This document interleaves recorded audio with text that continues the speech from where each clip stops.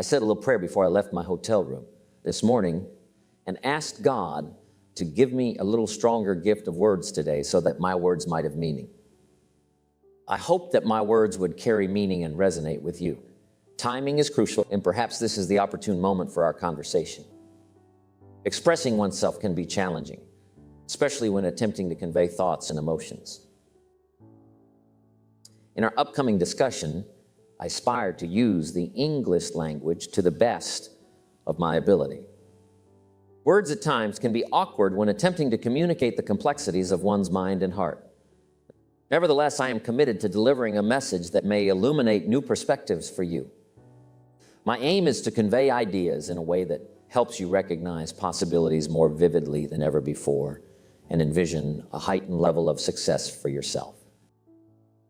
The old prophet said words are like a lamp for your feet so you can see where to walk, and words are like a light for your pathway. Through carefully chosen words, I hope to provide guidance and insight, helping you navigate your journey and encouraging you to step into a brighter future. When someone speaks and another person listens, something special happens. A dynamic interaction that can lead to transformation. The listener might be influenced by timely ideas, and suddenly everything becomes clearer. However, it's not just the listener who transforms. The speaker can also undergo a change. Teaching others can clarify things for the speaker too. Expressing ourselves can be tricky, especially when it comes to translating our thoughts and emotions into words. Despite the challenges, if we carefully choose our words and speak sincerely, we can make a significant impact. Whether addressing one person or 1,000, the key to effective communication, as emphasized in lecturing, is sincerity.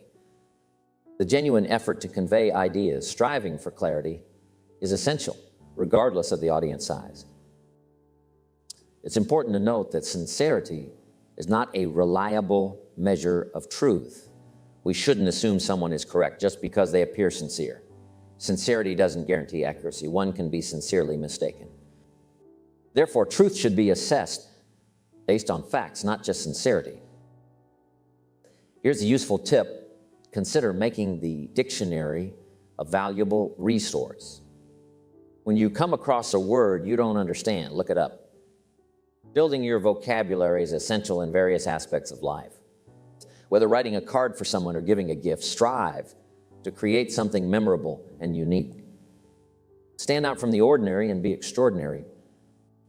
Aim to create a lasting impact, something that resonates deeply and goes beyond the standard language. This practice involves finding alternative ways to communicate until you discover a way that truly connects and communicates heartfelt sentiments, surpassing the limitations of ordinary language. While giving flowers is nice, it's essential not to rely solely on them to convey your message. Flowers have a limited ability to express feelings. Their main message is simply, you remembered. If you want to communicate deeper sentiments like nobody in this world affects me like you do, love, you need to include those words in a thoughtful card and sign it. Words have a more enduring impact than flowers, and people will remember them long after the flowers have faded. So instead of letting flowers do all the talking, strive to choose meaningful and unique words. Practice this skill on various occasions, whether it's addressing a family gathering, providing training, inspiring others, or leading a class on a Sunday morning. Continuously work on improving your ability to express yourself. Experiment with new ways of saying things, introducing fresh illustrations or stories. As you refine your communication skills, your words will become a powerful and electrifying gift. Don't miss the opportunity to express yourself with thoughtful words. Women tend to excel in communication compared to men. It seems that women can articulate their thoughts more effortlessly, while men may need to put in extra effort. Words function like lights. They illuminate and enhance understanding. The power of language is immense and warrants practice and dedication. If your vocabulary is limited, your ability to express thoughts and emotions is also restricted, leading to a confined worldview. A constrained vocabulary may limit your understanding and expression, shrinking your world. A limited ability to communicate can limit your personal and professional opportunities. Here's a valuable piece of advice for the day. Avoid being lazy in language. The gift of language has the potential to shape a successful career.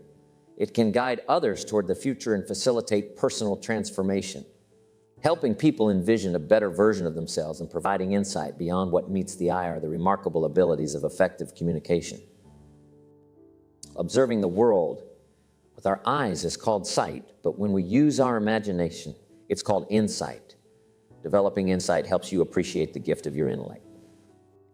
Each of us has an inherent vocabulary that aids us in understanding and interpreting the world, enabling us to make sound decisions and avoid mistakes.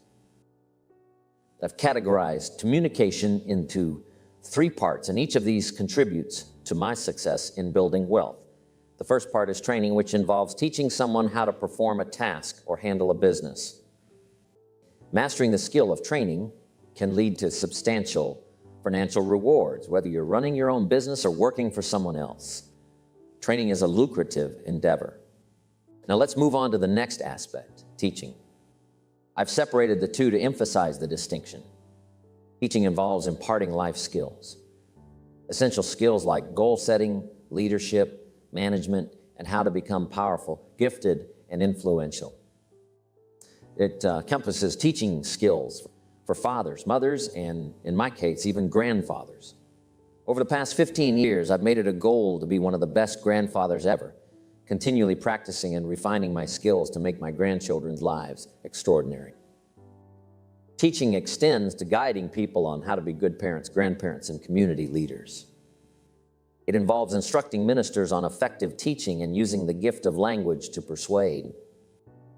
Therefore, encompasses both training and teaching, contributing to a holistic approach in developing essential life skills.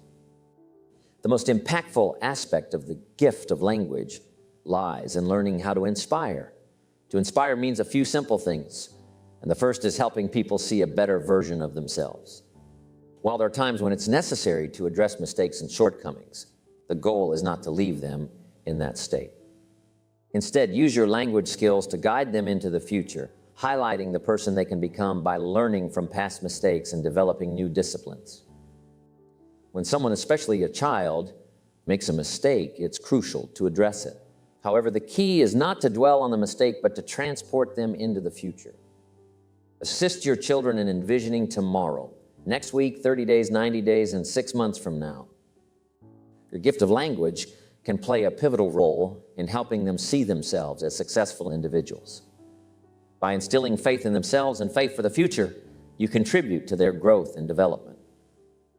In sacred writings, it is stated that faith is developed by hearing good words. When someone carefully selects and delivers words with uniqueness, it has the power to inspire faith in the belief that seemingly impossible things can become possible. The excitement of envisioning possibilities arises from hearing or reading words that are distinct and impactful. You may have heard the saying that words cannot replace action, which is true. However, it's equally important to recognize that action alone is not a substitute for words. While taking action is crucial, expressing thoughts through words is also necessary. Even if your initial attempts at expression may feel clumsy, it's essential to start a better communication program, focusing on saying things in a more articulate manner. Enhancing the way you express yourself verbally contributes to more effective communication. Intensity plays a significant role in the emotional aspect of communication. Communication involves both words and emotions, and the combination of powerful words with strong emotions can have a profound impact. This combination has the potential to influence nations, guide people to change their paths, and establish ideologies. Examining historical figures like Hitler, Stalin, and Lenin, we can see the powerful effect of their emotional communication, despite the harmful consequences of their beliefs. While their intentions were wrong, their unwavering conviction and emotional intensity were undeniable. It's crucial to recognize that this emotional power can be harnessed for positive purposes as well as negative ones. Communication with emotional depth can be a force for good, inspiring positive change and establishing constructive ideologies. The impact of words can be compared to the difference between a single straight pin and an iron bar. Imagine words as small straight pins, like the ones you find in a new shirt. If I were to throw one of these pins at you, it might sting a bit, hitting your face or hand. That's the effect of my words, like a little pin. Now picture taking that same little straight pin and attaching it to the end of a long iron bar. If I were to swing the bar at you, the pin becomes a lot more powerful. In this analogy, the iron bar represents the emotion behind the words, while the pin symbolizes the words themselves. The combination of powerful words and intense emotions can have a much greater impact, akin to driving a pin through the heart. It's a metaphor to emphasize the strength and forcefulness that emotions add to words. Mastering conversation is an essential skill, and it's a craft worth investing time and effort in. Whether at home, in the marketplace, or in your career, effective communication serves as a valuable tool for success. The key lies in the combination of well-chosen words and measured emotion. It's not just about selecting the right words, it's equally important to gauge the appropriate level of emotion. In this craft of communication, the balance between powerful words and measured emotion is crucial. Applying too much emotion to a minor point can be overwhelming and counterproductive. It's about matching the intensity of emotion with the significance of the point being made. For instance, a powerful point deserves a proportionate level of emotion to make the message clear and impactful.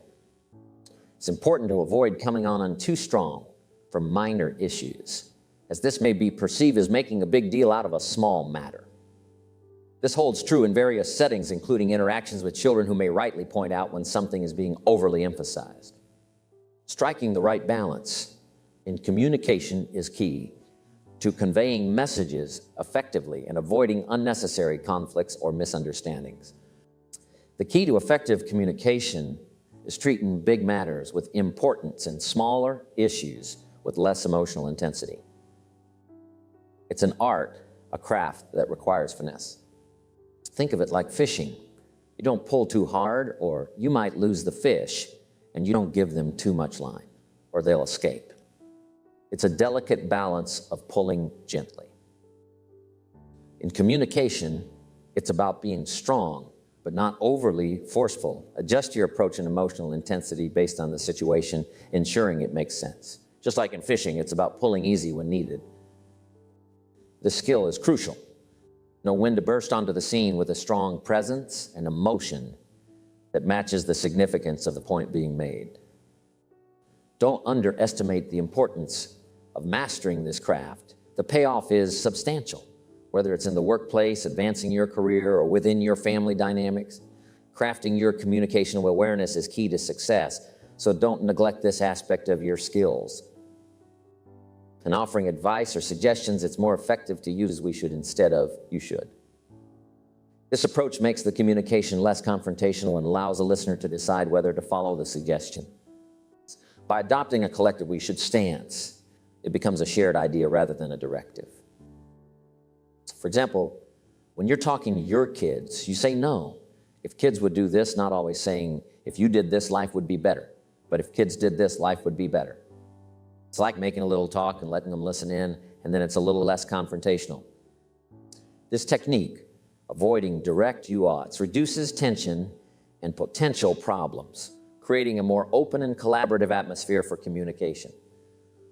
It's a subtle but effective way to convey suggestions without making the conversation confrontational. The next valuable tip is quite challenging, but highly effective. Read your audience. Whether you're addressing a child, conducting a training class, or delivering a sermon as a minister, it's crucial to not just speak well, but also gauge the impact you're having. In the early days, I used to stick to my notes without looking up, missing the chance to understand the audience's reaction. Over time, I learned to periodically glance up to assess whether to adjust my pace, tone, or intensity. Reading your audience is about understanding if you should continue, slow down, speed up, or modify your approach. Whether you're talking to a child or a larger audience, it's essential to pick up on cues. Should you emphasize more, hold back, or save certain points for later? This is challenging. This practice will significantly contribute to crafting your words and adjusting your style to better connect with your audience, be it one person or 1,000. It's a skill that enhances your ability to communicate effectively and tailor your message to the specific needs of your listeners. In the art of reading your audience, there are 3 key aspects to consider. Make a note of these. First, observe what you see. For instance, salespeople soon learn if the customer's got his arms folded and his chin tucked down and he's frowning. This one ain't going to be easy, right? This one's going to take all my skill to get his arms unfolded, make him a little more comfortable, get that frown off of his face. What can I do? I got to reach in my bag for some good stuff, right? In such situations, it's essential to adapt your approach, perhaps reaching into your bag of communication tools to improve the situation. This ability to adjust is derived from reading someone's body language. The next aspect is to read what you hear. In a two-way conversation, listening is as crucial as talking. As Mama wisely said, we have 2 ears and 1 mouth, implying the importance of listening twice as much as we talk. This is particularly important when conversing with a child. By actively listening, you gain insights into how to proceed. It prevents you from going on and on when a few key points might suffice. Through attentive listening, you can pick up on cues that guide your communication strategy.